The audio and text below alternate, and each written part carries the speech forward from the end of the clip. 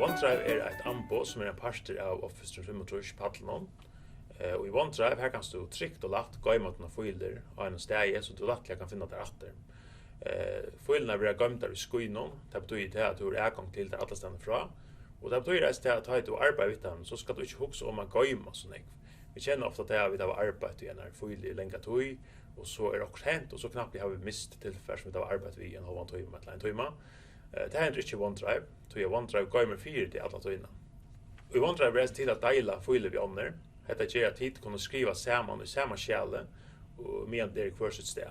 Och detta kan alltså hjälpa öliga väl emot att man för ofta sänder till hältepostar vid fäston till någon annan. Och i OneDrive är det så att man har ett källa man arbetar i, man vet alltid vad det är det källa man ska föra till.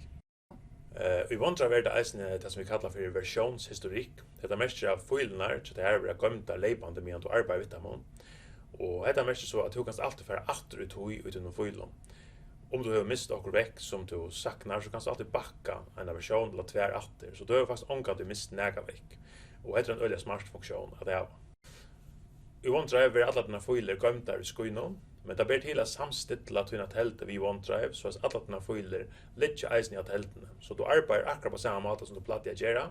Bara till att 18.4 är ligger alla du gömmer i Skeiðið och du ska ångat dig också om att näga blir väck.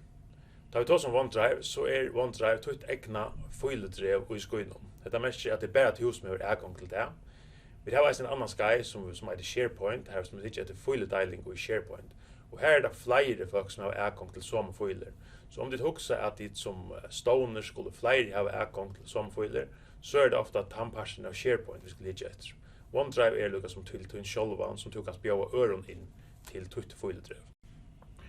Av OneDrive-skejden har jag vet efter hur OneDrive hänger samman, hur det har varit gömt i Skeiðið, hur du kan dela filer vid andra, hur du kan styra filen så att andra inte längre har tillgång till dina filer. Och vi hittar eisen efter hur du kan samstilla alla dina filer vid tälterna. Så i stort så röjnar vi att lära dig om OneDrive på en måte som tid lättliga kommer föra igång vid att man har via Sky-joken. Så välkomna Sky till Synergi och hälsen anbonen och ring äntligen om du har spårningar.